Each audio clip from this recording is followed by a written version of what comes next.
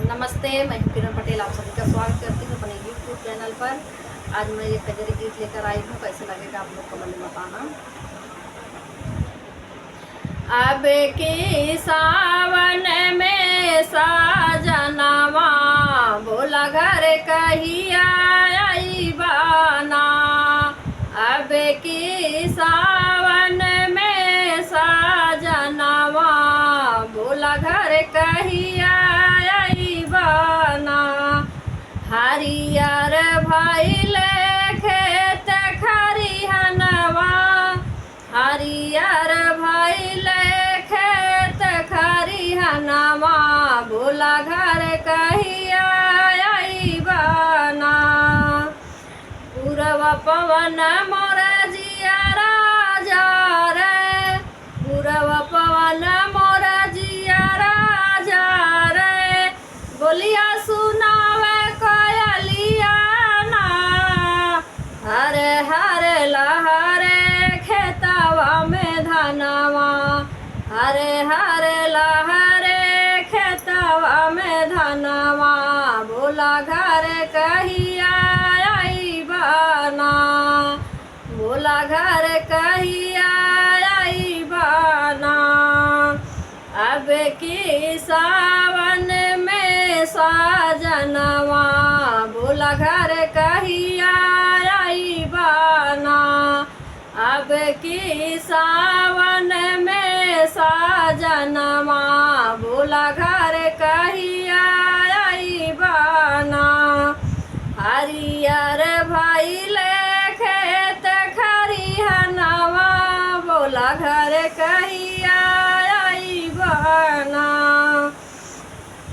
ननदी त हंसी हंसी झूला झूलाए, ननदी त हंसी हंसी झूला झूलाए, वही अम्मा के डरिया ना, वही अम्मा के डरिया ना। रिम झिम बूद पड़े आंगनवा, रिम झिम बूद पड़े आंगनवा बोला घर कहिया आई बाना। बोला घर कहिया आई बाना। अब की सावन में साजनवा बोला घर कहिया आई बाना। हरियर भइल खेत खरिहनवा बोला घर कहिया आई बाना। हमरे सजन जी भाई परदेसिया, हमरे सजन जी भाई परदेसिया, जाने कवन करनवाना। सोची सोची मोरा बाहे नयनवा बोला घर कहिया आई बाना।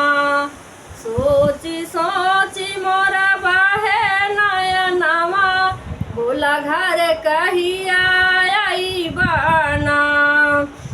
अब की सावन में साजनवा बोला घर कहिया आई बाना।